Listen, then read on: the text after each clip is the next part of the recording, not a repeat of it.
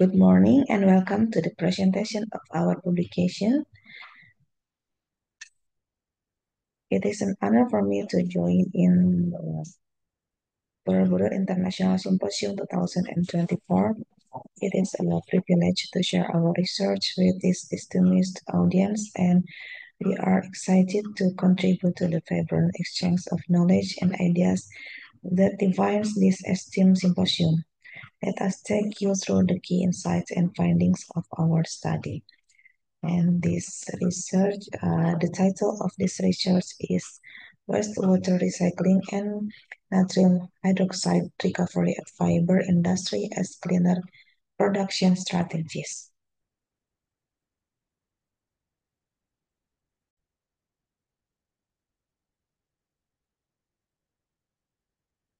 Let me introduce myself as the author. My name is Wilma Nurul Azila, and currently I am a head of Environmental Engineering Study Program in University of Singapore Bangsa Karawang. And this is my summary expertise.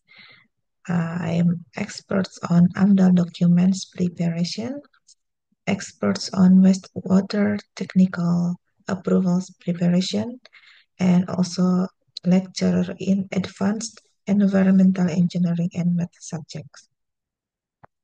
The background to the problem, this is about the rayon fiber industry. Industries are increasingly dependent on water, and the water crisis in Indonesia is predicted to occur in 2025, threatening smooth production, especially in industries that require large amounts of water, such as in rayon fiber industry. Wastewater recycling needs to ensure the effluent from the wastewater treatment plant meets quality standards in order to be reused as safe water. The increasing demand of the textile industry leads to the use of the hazardous chemical such as CS2 and natrium hydroxide, which can pollute the environment and damage the aquatic ecosystems. Good environmental management, efficient production planning, and natrium hydroxide recovery technology from wastewater are important to reduce pollution and maximize raw material utilization.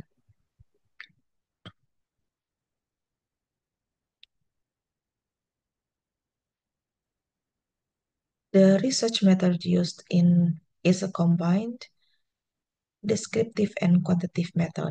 Descriptive approach carried out by analyzing recycling needs and analyzing the characteristics of laboratory test result and obtained from rayon fiber industry, as well as analyzing the potential for reuse natrium hydroxide in the CAP process and considering the feasibility of determining the most appropriate recycling and clean production strategies. The quantitative approach is carried out by analyzing environmental feasibility, namely calculating pollution loads, wastewater discharge, cation resin requirements, planning control basins, RO, and activated carbon, and economic feasibility by calculating using the investment evaluation method. The research stages are field observation and problem identification, literature study, and data collection. Data processing and analysis. Analysis of wastewater recycling needs for production process water with water balance approach. And then analysis of wastewater quality to determine recommendations for wastewater recycling technology. And analysis of chemical selection for reuse with a mass balance approach, and also chemical identification analysis to determine natrium hydroxide reutilization technology recommendation. This one is for wastewater recycling and the other one is for uh, natrium hydroxide recovery. And also judging from the efficiency of the removal unit, the higher the efficiency of the removal unit, the greater the potential to meet the required recycled water quality. Viewed from the environmental feasibility perspective by taking into account the load pollution, wastewater discharge, and reduced water usage from the Citarum River. And the last one, judging from the economic feasibility of the recommended alternative installation cost using the investment evaluation method, such as net present value, benefit cost ratio, and payback period.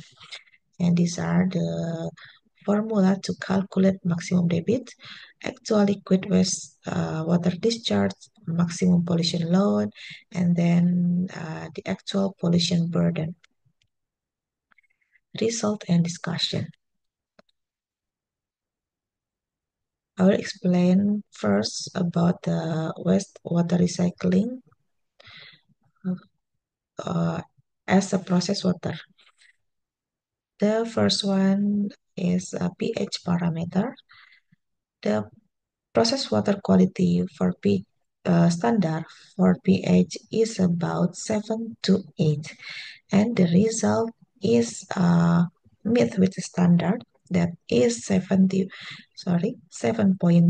to 7.9.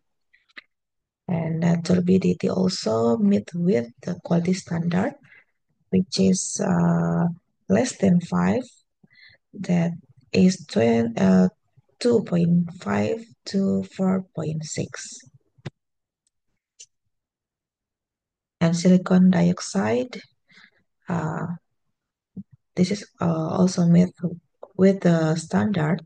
The result shows that measuring of silicon dioxide is 8.7 to 27 milligram per liter. But the total dissolved solid uh, is higher than standard.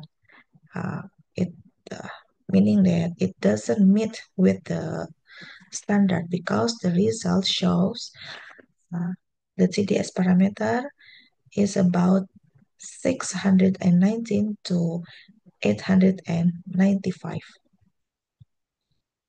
and this is it is it needs to be reduced. And about the chemical oxygen demand or COD, COD mostly is higher than standard. The result shows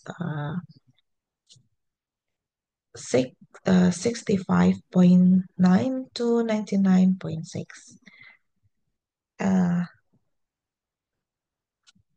And for calcium parameter also doesn't meet with the standard because the result is higher than standard, that is 37 to 77. And magnesium, for magnesium, this is also doesn't meet with the process water quality standard because this is higher than 50.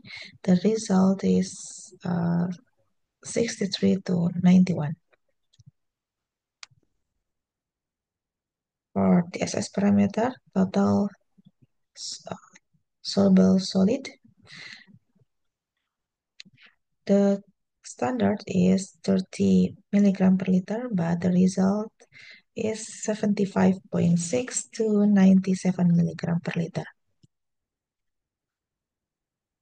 And this is the process water standard at Rayon Fiber Industry.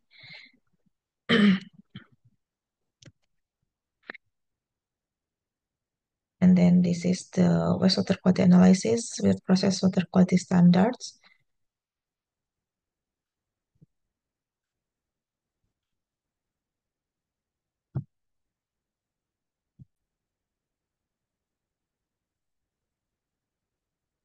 There are several parameters that need to be reduced or need to be decreases, such as turbidity, such as TDS, TSS, silicon dioxide, COD, calcium, and magnesium. And these are the technology to recycling the wastewater. The first one is water softener. The function to reduce magnesium and calcium by using cation resin. It can remove the magnesium to 40% and calcium to 70%. And this is the result. And the activated carbon, the function is to reduce TSS and COD by using activated carbon. Remover is TSS 60% and COD 70%. And reverse osmosis is used to reduce TDS, TSS, COD by using RO removal. It can remove TSS until 95%, TDS until 96%, and COD until 90%. And these are the results. And this is the water softener. The water softener, the calculation of the resin requirement needed to remove calcium and magnesium content, namely 13 sacks per 3 days with the following equipment specification: the weight, the material, size, capacity, form, and then function controlled by PLC, and then type. It can be both horizontal or vertical, and the filter media is by using resin, but the resin is not included. And this is the design for activated carbon. The pressure is 5 bars, and then capacity 800 meter cubic, and then diameter is about 5 meter. Filter tube height is 5 meters. High activated carbon in the tube is 4.5 meters. And filter media is using granular activated carbon. And then material, it can be FRP or PVC or SS. And system is semi-automatic backwash. And this is the design for reverse osmosis. The RO system can recover until 80% of wastewater into clean water with the following calculation. The first one is membrane requirement, 3 units, and then feed water, 48,000 meter cubic per day. Product water is 38,400 meter cubic per day. And then rejection water is 8,600 meter cubic per day. And membrane module requirement is 4 units. And this is the specification of the reverse osmosis. And then final control tank.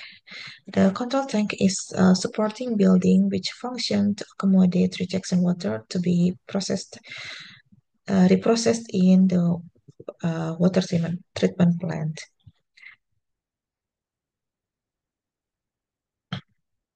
And then this is the wastewater recycling technology SIM.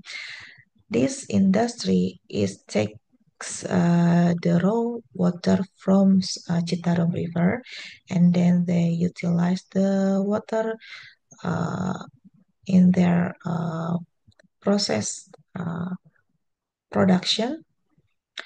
After using the water, this is flow to wastewater treatment plant, and then it pumped to the softener water tank for removing the hardness, and then flow into the carbon active, and then it pumped to the RO. It needs a certain pressure, and then the rejected water is pumped to the um, tower underground, and then the clean water is our permeate is pumped into the clean water tower, and then it pumped back to the process.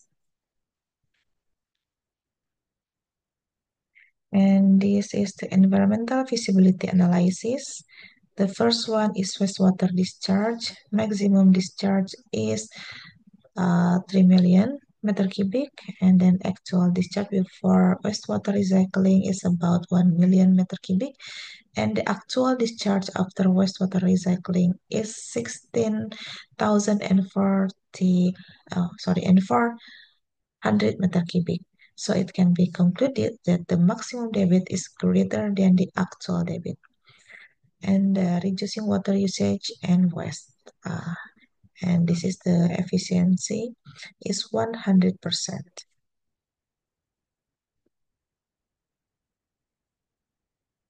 And then the economic feasibility analysis, the first one is a capital expenditure. The total cost of the wastewater recycling system is about 2 billion rupiah, and then the operational expenditure is about 26 million rupiah, and then the company benefits it's about 451 million per month, and then the system depreciation, the system investment is about 1 billion and to age for 15 years, and the selling price in the 15th year is 134 million, and this is the depreciation value per year. And these are the summary of economic feasibility analysis. The first one is uh, the net present value or NPV. It can be concluded that the NPV value is greater than zero, so that the recommendation to create wastewater recycling unit is declared feasible to implement it.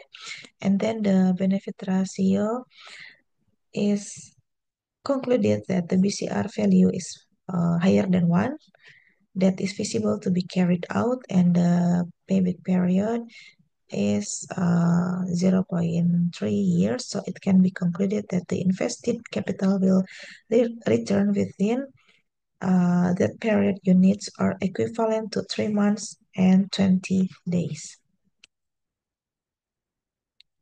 And this is the technology identification to recovery natrium hydroxide. It needs filtration, evaporation, diffusion dialysis, and electrodialysis.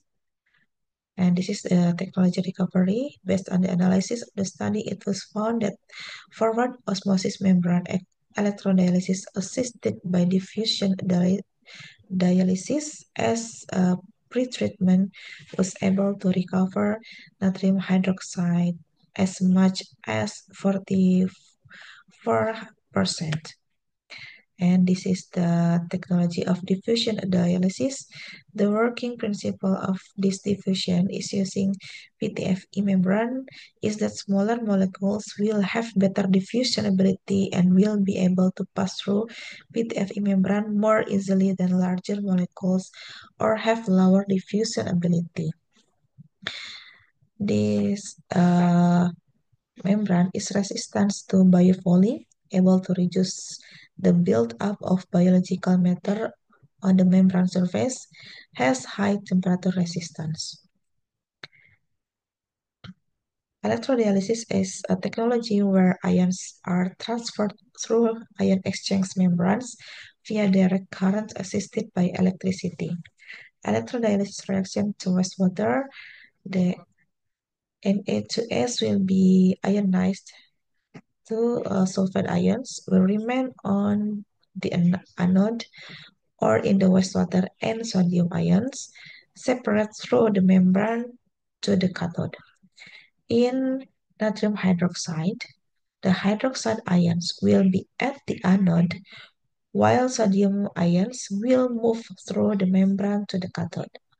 Sodium ions that pass through the membrane and are the cathode will react with hydroxide ions and will form natrium hydroxide. The natrium hydroxide is produced from the cathode as the product of the electrodialysis process. Based on the analysis of the study, natrium hydroxide can be recovered as much as 44%, so it is assumed that CAP waste using diffusion dialysis and electrodialysis can recover 44% natrium hydroxide. This is the mass balance. And this is the result show that the calculation of pollution load before recovery was carried out. The BPM is greater than BPA for each parameter was stated not to cause environmental pollution. And this is the calculation after recovery. The actual test for BOD is 50.29, and then the efficiency is 91.4%. The concentration after recovery is 0.197, and then COD. The actual result is 84.97, and the efficiency is 99.4%, and the concentration after recovery, the COD is 0.023. And then TSS, the actual result is 86.28 milligram per liter, and the efficiency is 99.4, and the concentration after recovery is 0.023. And this is the calculation of capital expenditure, and then this is the calculation of operational expenditure, and then this is the benefit cost, and then this is also the depreciation per year, and also this is per month, and this is the NPV value is also greater than 0, meaning the company is eligible for manufacturing electrodialysis and diffusion dialysis system. And this is BCR, benefit cost ratio, that is comparison of the present value of income, benefits, and expenditure during the economic life. And the value is more than 1, that is visible category. And then the payback period, calculate how long it takes to reinvest. The faster the reinvestment, the greater the profit. And it shows that the invested capital value will be returned with 1 month and 22 days. Income after PBP is pure profit, so after 1 month and 22 days, this industry will get the profit. The conclusion, use of raw water for processed water is 55,700 meter cubic per day. The characteristic of wastewater from the production process are pH 8.1, CDS 878, 897 milligram per liter, and silicon dioxide 27 milligram per liter, COD 99.6 milligram per liter, calcium 78 milligram per liter, and magnesium 91 milligram per liter. Overall, RON recycle 90% of wastewater, so that water usage saving decreased by 86.17%. Economically, this project is considered feasible with a tool depreciation value and payback period of 3 months and 20 days. And for natrium hydroxide recovery, it is also feasible uh, to implement it in that industry because from the technology analysis, it can recover the natrium hydroxide until 44%, and this is also feasible from economic aspect because the payback period is only 1 month and 22 days. The suggestion, it is recommended to conduct further research or in-depth studies related to the characteristic of wastewater specific to the rayon fiber industry. The selection of the technology to use requires laboratory scale trials to provide more detailed efficiency and analysis results. And the result of the pollution load are fluctuating depending on the production capacity and production raw materials. So it is necessary to carry out periodic testing and calculation. The calculation of economic feasibility analysis may change because they have to be adjusted to the market prices now. Okay. Uh, this is for the our presentation. Thank you for your